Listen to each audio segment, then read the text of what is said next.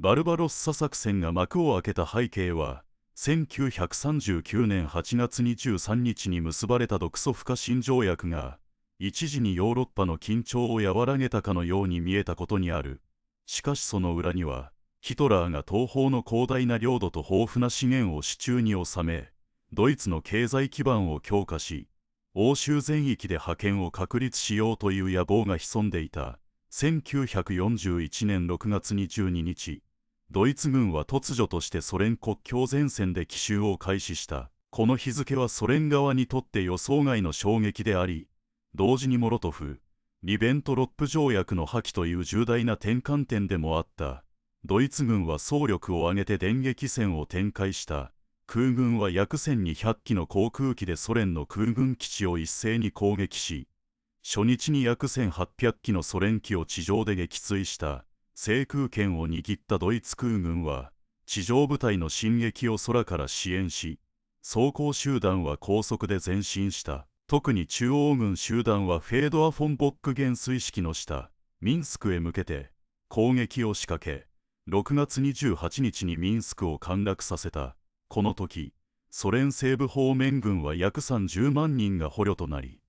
パブロフ大将は処刑されるという悲劇が起こった。続いて南部戦線の動きを見る。7月9日から始まったスモレンスク攻防戦では、ドイツ軍がドニエプル川を渡りスモレンスクを包囲した。結果として約30万人のソ連兵が捕虜となり、ドイツ軍は一時に勢いを増したが、ソ連軍の抵抗により進撃は計画より2週間遅れた。この遅延が後のモスクワ攻略に影響を与えることになる。ヒトラーは9月19日に、総統司令第33号を発令し、モスクワへの進撃を一時停止。代わりにキエフ攻略を優先させた。これが後に、キエフ包囲戦として知られる大規模な包囲戦につながる。8月20日から始まった第2装甲集団の南下作戦は、9月15日にキエフ北部で第1装甲集団と合流し、9月26日にキエフを完全に包囲した。ソ連南西方面軍は壊滅し、捕虜数は約65万5千人に達した。この数字は史上最大級の包囲戦として記録されている。キエフの陥落はウクライナの穀倉地帯をドイツ軍が掌握したことを意味し、一時に南部戦線は安定したが、同時にモスクワへの進撃が遅れ、戦局は複雑化した。次にモスクワへの進撃だ。9月30日に開始された台風作戦。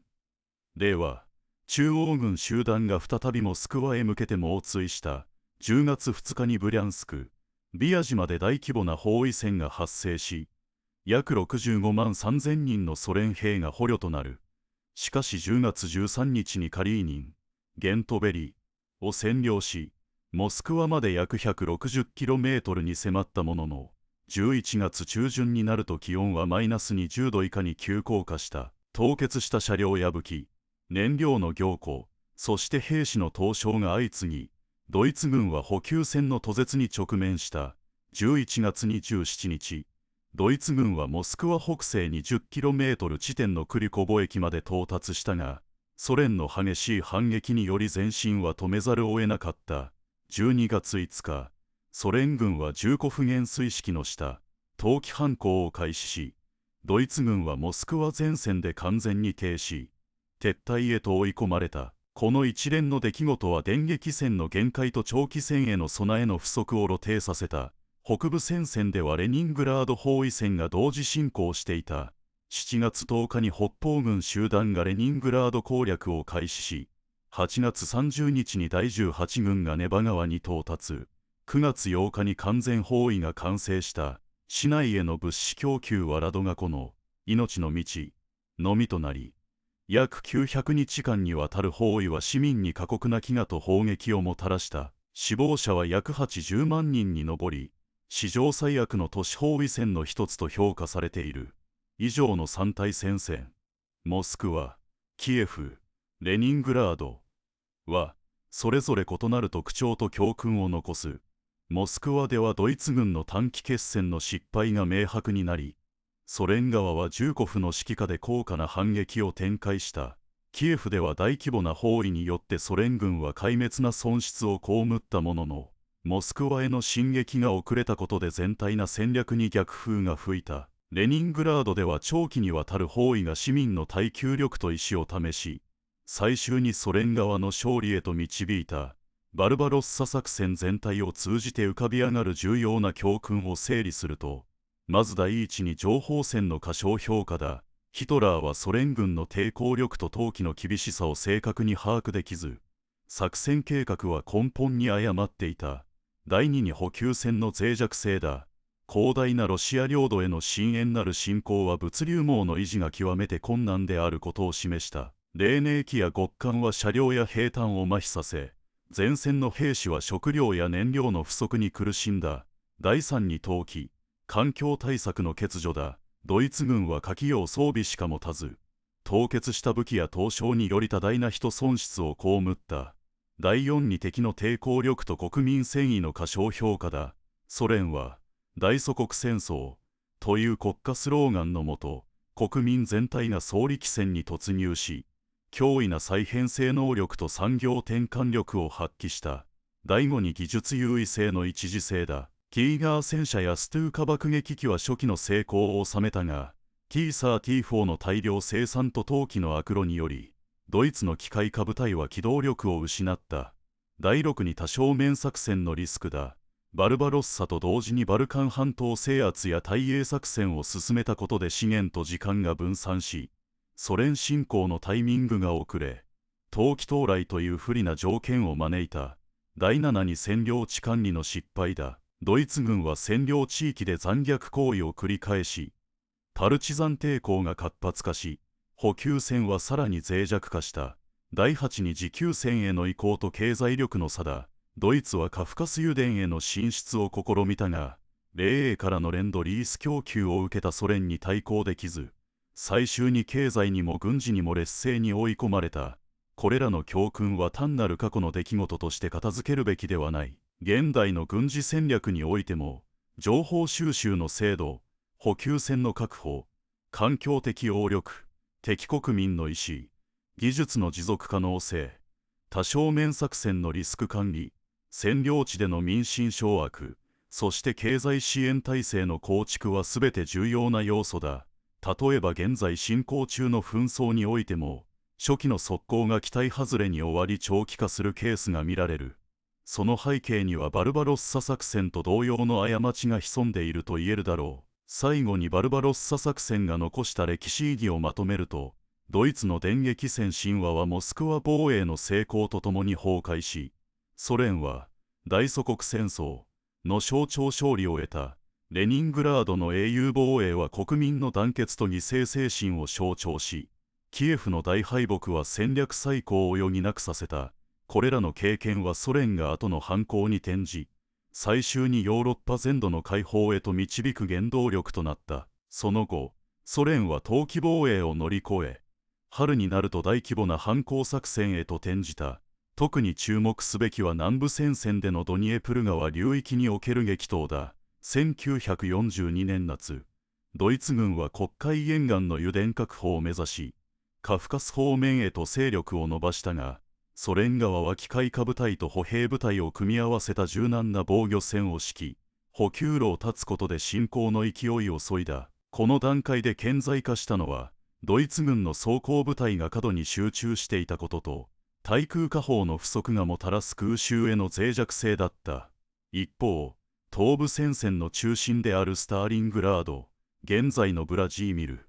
は戦局の分水嶺となる都市として位置づけられた。1942年9月、ドイツ第6軍団は星の町を制圧すべく猛攻を開始し、激しい市街戦が繰り広げられた。ソ連側は地下鉄トンネルや下水道網を利用し、夜間に奇襲部隊を投入するなど、都市戦に適した独自の戦術を展開した。さらに、ソ連の工業生産はウラジーミル、ロシコフの工場群を東方へ移転させ、戦車や砲弾の供給を継続に行っていた。その結果、ドイツ軍は補給不足と厳しい寒冷環境に苦しむ中、徐々に包囲されていった。包囲が完成したのは1942年11月のことだ。ドイツ軍は外部からの補給が途絶えると、内部で食料と燃料を分配しながら耐えざるを得なくなったソ連側は、赤い星の旗印の下、民間人と兵士が協力して食料倉庫を奪取し、敵の補給線をさらに断ち切る作戦を実施した。このような総力戦の姿勢は前線だけでなく国内全体に戦争動員を促す重要な要素となり、最終にドイツ第6軍団は1943年2月に降伏を余儀なくされた。スターリングラードの勝利はソ連の士気を大きく高め、同時にドイツ軍の戦意を根底から揺るがす転換点となった。降伏後、ソ連はさらなる大規模作戦としてクルスクの戦いに突入した。クルスクは史上最大規模の戦車戦として知られ、両軍ともに数千台の戦車が交錯した。ドイツ側は新型重戦車を投入し、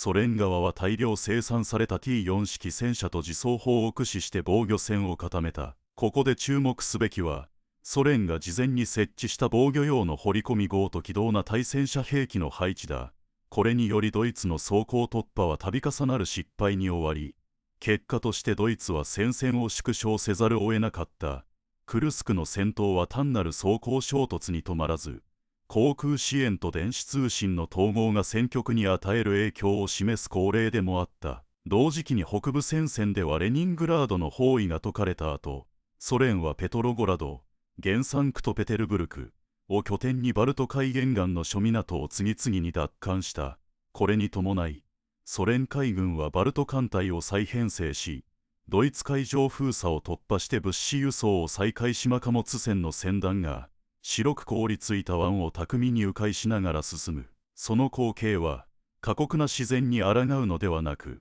それに適応しようとする人間の知恵と執念ともいえる技術な創意工夫が結集した象徴な場面でした。一方で占領地では静かに、しかし激しく抵抗の立ち回るような抵抗運動、いわゆるパルチザン活動が本格化していました。ベラルーシやウクライナの深い森や底なしの沼地では、地元住民たちが自発に武器を取り、ドイツ軍の生命線である補給路や通信網を次々と破壊していきました。ソ連はこの抵抗勢力を正式に支援し、訓練と武器を供与することで、占領地の治安維持に絶え間ない負荷をかけ続けました。パルチザンの活動は単なる軍事な妨害にとどまりませんでした。それは占領者に対する底知れない心理圧力を生み出し、ドイツ軍の士気をじわじわと削り取る決定な要因となったのです。戦争が泥沼化するにつれ、ソ連は国家全体の産業構造を根底から作り変えるという壮絶な転換を遂げました。モスクワなどの主要工場は敵の攻撃を逃れて東方へと撤退。ウラジーミル・ウラジミロビチ・ブリノフ率いる指導部は農村部のあり合わせの場所に臨時工場を設置し、そこで戦車や航空機の部品を組み立てるという強攻策に出ました。この移転工業の成功は米英からのレンドリースという外部からの供給と組み合わさり、ソ連の軍需生産能力を爆発に向上させました。特に航空機の量産体制は目覚ましく、旧ソ連空軍は戦闘機の数を倍増させ、ついにドイツ空軍と真っ向から対峙できるまでに成長したのです。1944年の春、ソ連は大規模な反攻作戦であるバグラート作戦を開始し、ドイツ軍を西方へと激しく押し戻しました。この作戦では、機甲師団と歩兵師団が密接に連携して敵陣の深部を突破し、同時に空軍が制空権を完全に掌握して地上部隊を強力に支援しました。その結果、ポーランド全土が解放され、ドイツ軍の東部戦線における防御線は完全に崩壊しました。この頃のドイツは、すでに兵隊の枯渇と兵員の減少という絶望な状況にあり、あまりに長い補給線と多方向での作戦遂行という重圧が、致命な結果を招いたのでした。ベルリン陥落へと向かう過程で、ソ連は総力戦という概念を徹底に実践しました。都市部の工場は昼夜を問わずフル稼働し、女性や老人までもが労働力として戦場を支えました。医療体制においても、至る所に臨時の野戦病院を設置することで、負傷兵を迅速に治療し、再び前線へと復帰させるサイクルを構築しました。さらに情報戦では、暗号解読部隊がドイツ軍の通信を密かに傍受し、戦術な優位性を確実に手に入れました。これらの総合な取り組みは、単なる軍事力だけではなく、国家全体の組織力と不屈の意志こそが戦争の行方を決めるということを示す典型な事例となりました。バルバロッサ作戦以降の東部戦線全体を振り返れば、初期の電撃戦という幻想がいかにして長期な消耗戦へと塗り替えられたかがわかります。ドイツは短期決戦を前提とした装備と戦術に固執し、ロシア大陸の広大な地理と容赦ない気候条件を軽視しすぎました。対してソ連は逆境に即応する柔軟な指揮系統を築き、国民全体を巻き込んだ総動員体制を構築したことで最終に主導権を奪還したのです。この歴史な教訓は現代においても戦略な柔軟性や持続可能な物流、そして国民の意思を尊重することの重要性を私たちに突きつけています。以上の詳細はバルバロッサ作戦から東部戦線全体に至る複合な要因を検証し、現代の安全保障論に生かすための重要な材料となります。さて、ここからは視点を変えて、バルバロッサ作戦が開始される直前、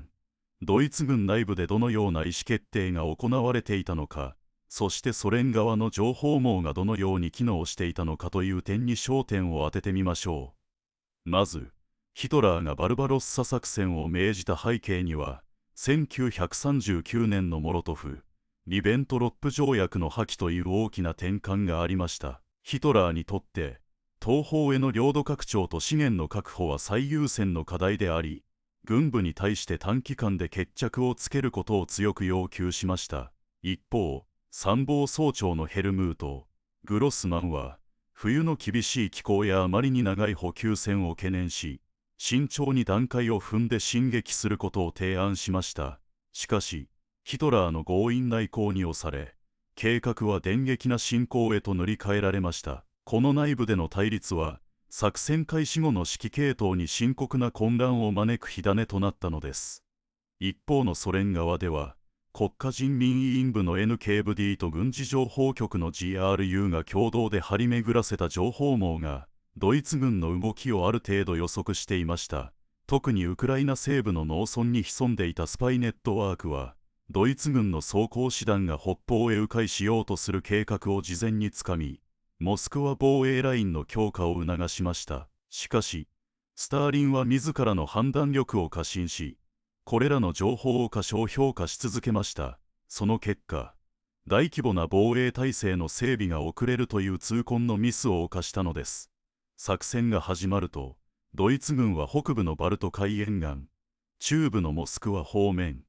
南部のウクライナ方面という3つの主要軍団に分かれて突入しました。北部では、エルビングラウド第一軍団がリトアニア平原を駆け抜け、バルト三国を迅速に占領しましたが、現地住民の抵抗は激しく、ゲリラ活動が絶えず補給路を脅かしました。中部では、作戦の象徴ともいえるアルベルト将軍の指揮下で装甲部隊が高速進撃を繰り広げましたが、ソ連が構築した防御網軍と機械化歩兵部隊の巧みな組み合わせにより、数回にわたって突破を阻まれました。ここで特筆すべきは、ソ連が開発した T 型戦車の改良版です。これがドイツのパンツァー3号や4号に対抗できる火力を備えていたため、戦況の均衡が崩れ始めたのです。さらに南部戦線では、ウクライナ平原の広大なステップが舞台となりました。ドイツ軍は油田の確保を狙い、カーンスキー、ポトマックへと突き進みます。しかし、ここで起きたカーンスキー、ポトマック包囲戦において、ソ連空軍が新型戦闘機やコブフ、イーグルを大量に投入し、制空権を奪い去りました。これにより地上部隊への補給が著しく滞り、ドイツ軍は深刻な燃料不足に陥って装甲車両の機動力を失いました。この失敗は、後のモスクワ防衛戦にも影を落とし、ドイツ側の戦略な余裕を完全に削ぎ落としました。この激動の時期、ソ連国内では女性工場労働者たちの活躍が光っていました。モスクワ郊外の工業都市ジバゴロドでは、30歳以下の女性たちが夜間シフトで航空機エンジンの組み立てに没頭し、1日あたり数千機という驚異なペースでエンジンを生産しました。また農村部では赤い娘たちと呼ばれる青年団が収穫物の輸送を行いながら同時に偵察任務を遂行し、敵軍の動向をリアルタイムで指揮部に報告しました。こうした民間人の総力な参加こそがソ連の戦争経済を支える強固な柱となったのです。1942年の夏、ドイツはケース・ブルーベリー作戦としてカーカス海岸から黒海沿岸へと伸びる第二次攻勢を仕掛けました。作戦の核心はクリミア半島を制圧して黒海の航路を掌握し、ソ連への補給路を完全に遮断することにありました。しかしソ連はすでにレンドリース法による米英の支援を受けており、最新鋭の P40 戦闘機や M4 シャーマン中戦車を配備していました。特に新設されたタラント艦隊を中心とする黒海艦隊がドイツ海軍の潜水艦部隊を撃退し、上空の制空権争奪戦でも勝利を収めました。この成功によりソ連は海上輸送路を確保し、遠征軍への補給を安定させるという決定な成果を得たのです。一方でドイツ国内ではヒトラーの独裁な指導が限界を迎え始めていました。1943年初頭、ヒトラーは総力戦の名の下に兵隊部門の統合と権限強化を命じましたが、現実は官僚機構の腐敗と情報伝達の遅延が深刻化するばかりでした。その結果、前線への燃料供給はたびたび遅れ、装甲部隊が動ける範囲はどんどん狭まっていきました。また、軍内部の若手将校たちは、密かに撤退作戦の策定を始めており、この不信感は後のバルケン作戦でも顕著に現れることになります。1943年秋、ソ連はドニエプル川防衛作戦を展開しました。川の左岸に堅固な防壁と多数の対空砲台を配置し、鉄壁の守りを固めたのです。特に川幅が広い地点では、鉄道橋を即席で建設して重装甲車両の横断を可能にしました。この工事はソ連の工兵部隊が昼夜を問わず作業し、わずか数週間で完成させるという驚異な速度で成し遂げられました。結果として、ドイツ軍の川渡り作戦は失敗に終わり、甚大な損害をかむりました。同年末、カイロで開催された連合国首脳会議において、ロシア側はヨーロッパ全土解放という壮大なビジョンを提示しました。ソ連は自国の領土回復だけでなく、東欧諸国の社会主義化を条件に掲げ、連合国との協調関係を深めていきました。イギリスのチャーチル首相も、ソ連が払った犠牲の大きさを認め、軍事支援の増額を約束しました。この外交な裏付けがあったからこそ、ソ連は後のバグラート作戦で大規模な反攻を仕掛ける政治な正当性を得たのです。1944年の春、バグラート作戦が本格始動します。ソ連第一近衛軍と第二近衛軍が中心となり、ポーランド全土を横断してドイツ軍第三軍団を包囲しました。機甲部隊と機械化歩兵が同時に深部を突破し、空軍が制空権を維持し続けるという完璧な連携が見られました。特に新型戦闘機やコブフ、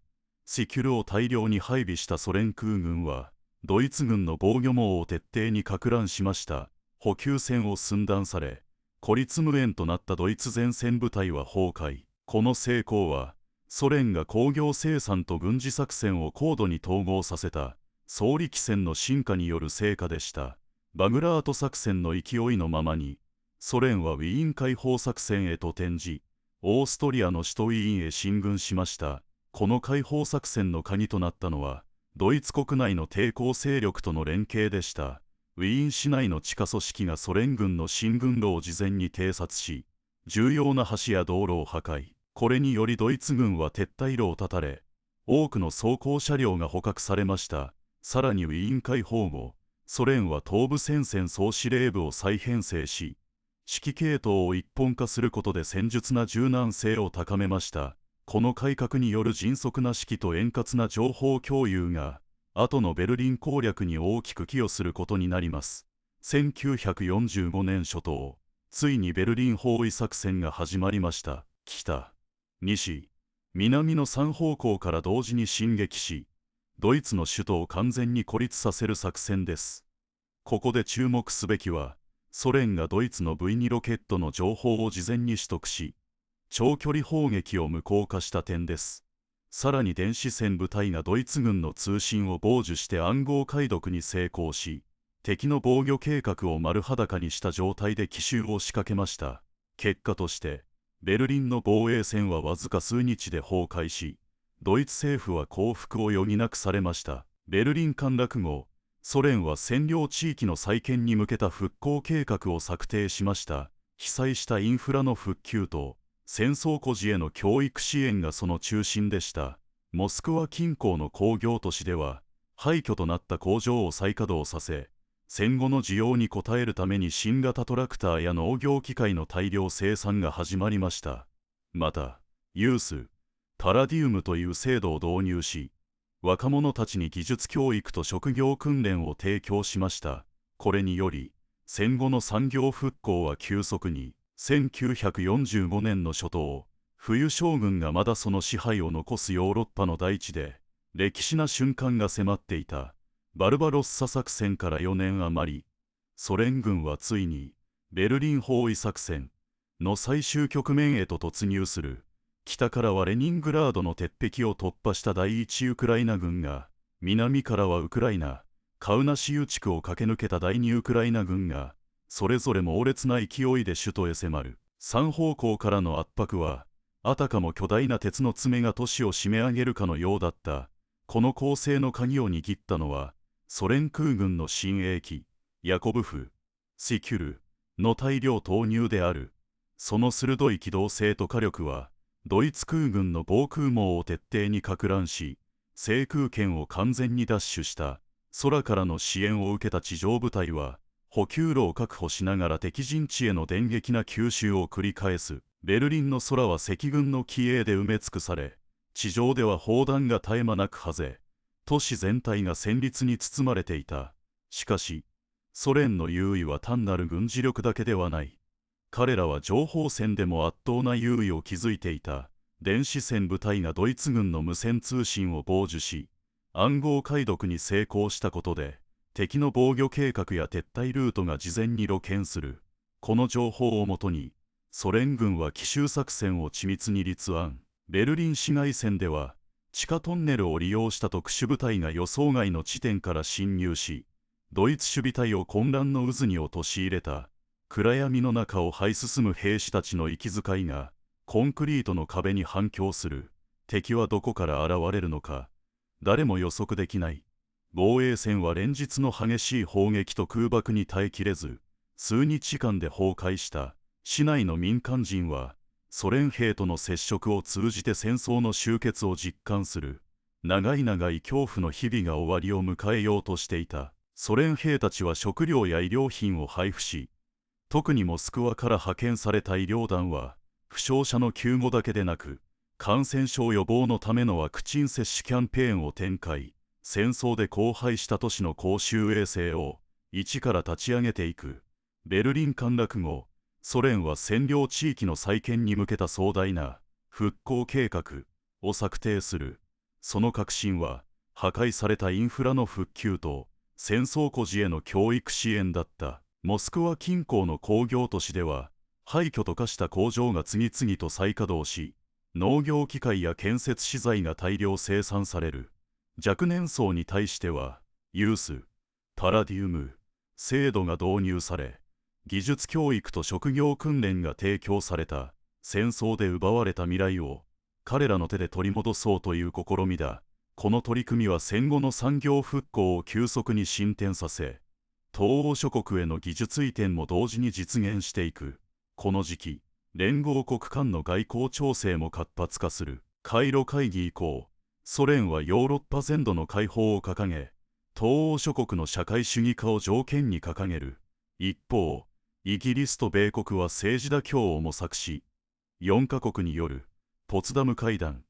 が開催される。会談では、ドイツの無条件降伏とともに、占領地域の行政区画や境界線が再編成された。ポーランドの西方移転やチェコスロバキアの独立回復が正式に承認され、戦後ヨーロッパの地図が書き換えられていく。ソ連はこれらの決定を利用し、東部戦線で培った指揮統制システムを東欧各国の軍隊に導入。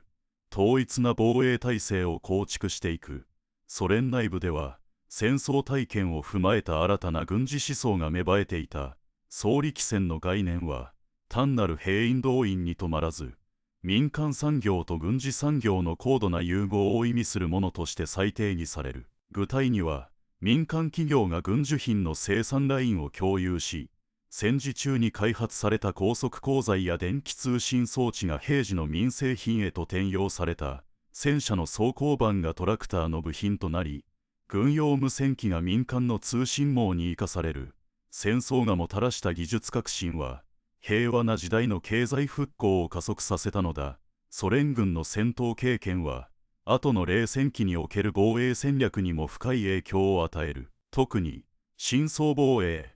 という概念は、広大な領土を守るために生み出された戦術だ。前線だけでなく後方にも複数層の防衛拠点を配置し、敵の侵攻を段階に遅延させる。これはドイツの短期決戦思考に対抗する形で形成されたもので、後の核抑止政策にも応用されていく。さらに、戦後のソ連は国内外での情報収集体制を強化する。戦時中に培った偵察衛星の施策は、冷戦初期において偵察衛星計画へと発展し、宇宙開発競争の基礎となった。また、戦争中に育成された地下抵抗組織との連携を維持し、東欧諸国での反体制運動に対抗するための情報網を構築。これらのネットワークは、冷戦期の諜報活動において重要な役割を果たすことになる。